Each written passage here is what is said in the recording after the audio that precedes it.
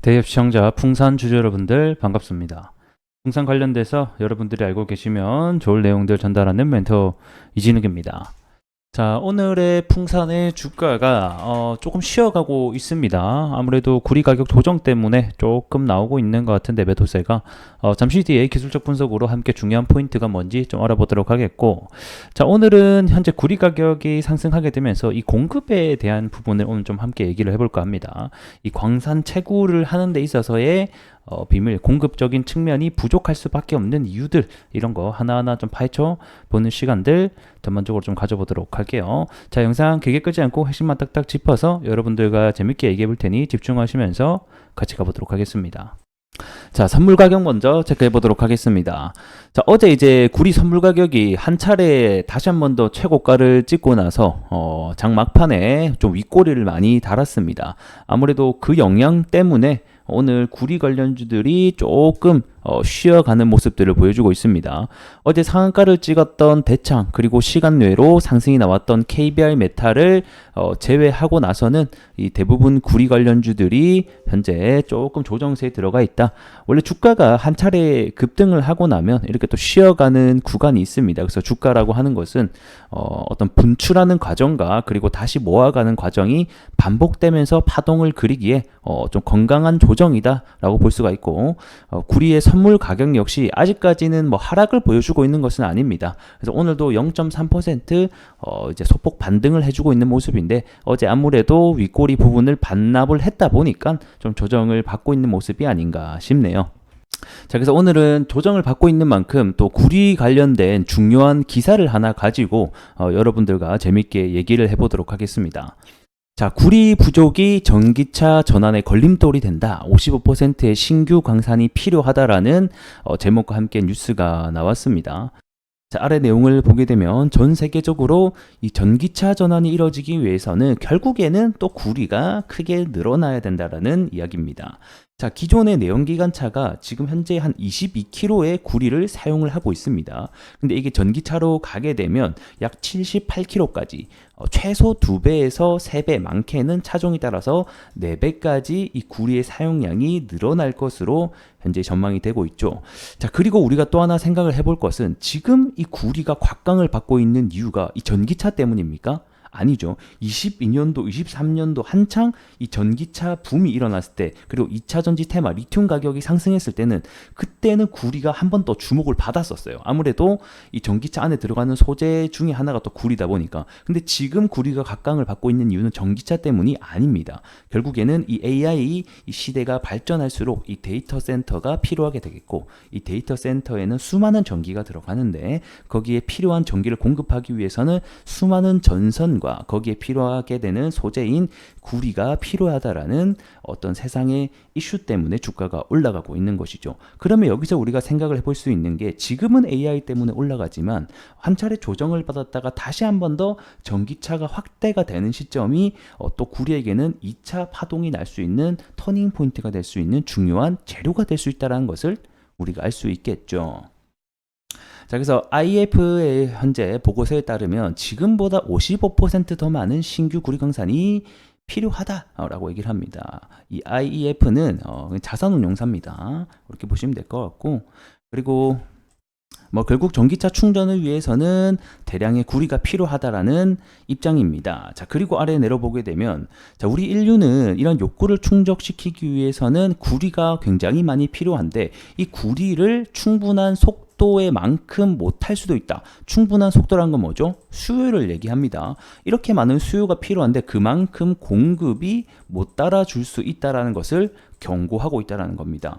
자, 그러면 왜 이런 경고를 내고 있는 걸까? 이 부분을 한번 우리가 생각을 해보도록 하면, 일단은 구리 매장량이 고갈됐느냐?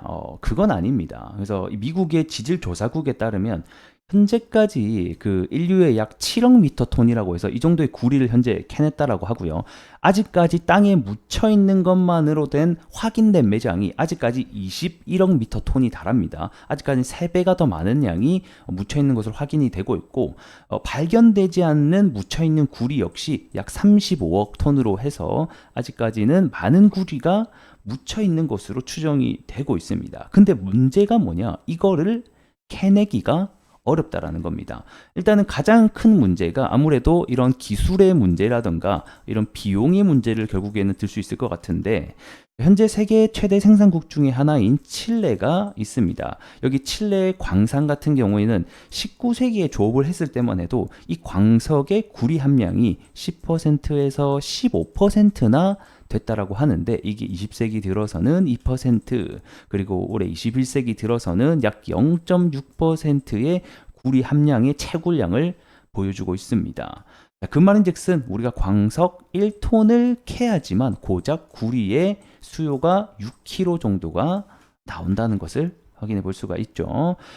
이렇게 많은 구리를 생산하기 위해서는 비용과 기술적이 들어가다 보니까 현재의 구리를 생산하는 데 드는 투자 비용은 2000년도 초반 대비 5배 이상가량 뛰게 되면서 결국에는 돈이 굉장히 많이 들어간다라는 겁니다. 그래서 많은 광석을 캐야 되다 보니까 그만큼 인력도 많이 들어갔고 돈도 많이 들어가다 보니까 이런 문제들이 또 발생을 하고 있다라고 보시면 될 것 같고, 또 두 번째로 가장 큰 문제가 되고 있는 것 중에 하나가 아무래도 이러한 시간 문제라던가 환경 문제가 또 대두가 되고 있습니다. 구리 광산을 새로 발견을 해내서 그 금속을 캐내기까지 걸리는 시간이 평균 15년 정도가 걸린다라고 봅니다. 이거는 광산마다 따라 다른데 뭐 더 걸리는 지역은 20년 그 이상까지도 걸리는 지역이 많아요. 그러니까 하나의 광석을 발견해서 캐는 데까지가 굉장히 많은 시간이 걸린다는 거죠.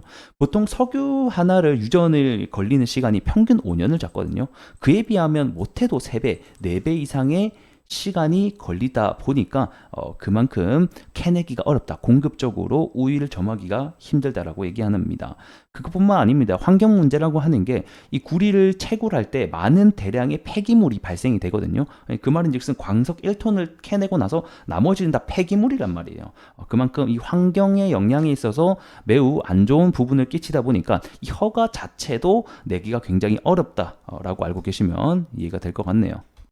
그래서 아래의 내용을 보게 되면 향후 30년 동안 115%만큼의 구리를 채굴해야 된다. 이는 연간 개수로 따지면 최소 최소 연마다 1개의 광산이 필요하다는 얘기인데, 하루에 연마다 광산이 나올 수 있겠습니까, 여러분들? 상식적으로.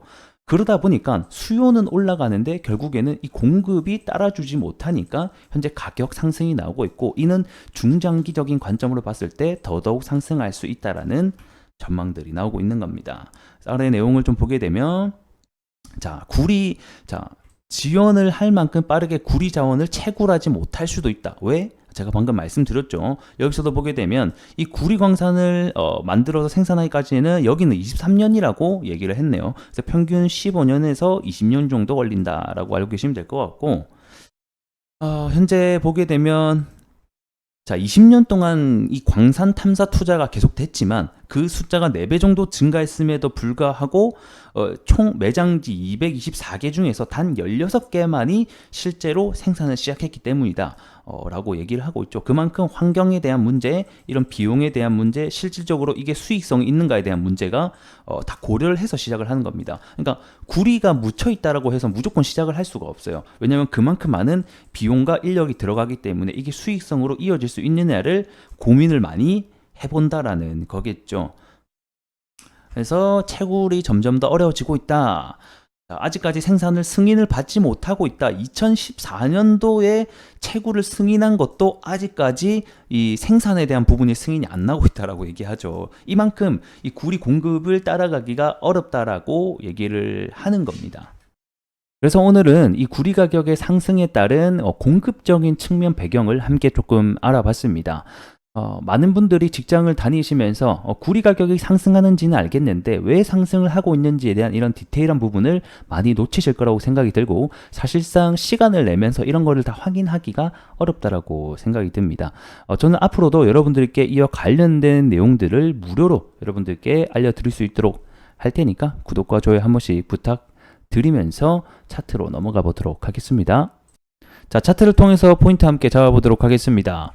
현재 이 5일선을 타고 계속해서 주가가 오르락 내리락 하고 있었단 말이에요. 그렇기 때문에 최근에는 이 5일선을 단기적으로 엊그제죠. 한번 이탈을 했다가 다시 한 번 더 회복을 하려고 했지만 실패함에 따라서 어느 정도 조정세가 나오고 있다. 이렇게 보시면 될 것 같고, 그래서 단기적으로 지금 현재는 여기 가격대를 계속 지켜주고 있기 때문에 해당 가격을 오늘도 좀 지켜주는지 여부가 중요할 것 같습니다. 현재는 5일선을 이탈했기 때문에 5일선 이탈하게 되면 다음 선, 이 노란색 선이 21선이 이렇게 쭉 올라오겠죠. 그럼 이제 21선을 잠깐 받고 기술적 반등은 나올 수 있을 것 같습니다. 그래서 다음 우리가 봐야 될 것은 21선이 되지 않겠나 이렇게 보고 있고, 중장기적으로 봤을 때 기술적 분석은 자, 과거에도 2016년, 17년도 때 이때 2년 동안 주가가 상승이 나왔어요. 이때도 이 5년간, 6년간의 박스권 구간을 탈피했을 때 최소 1년, 2년간은 상승이 나왔단 말이에요. 근데 이번에 풍산도 같은 경우에는 2020년도 때부터 이렇게 거의 한 5년가량의 매물 박스권을 벗기면서 2024년, 2025년도까지는 사실 이 구리 가격이 상승을 하게 되면 이 풍산의 어떻게 보면 실적도 조금 호실적을 기대할 수 있을 거라는 기대감을 같이 가지고 있긴 하거든요. 그래서 일단 기술적으로 봤을 때는 결국 이 우상향의 추세만 안 깨준다라고 하면 지속적인 파동을 그리면서 올라갈 수 있다라는 점 알고 계시면 좋을 것 같습니다.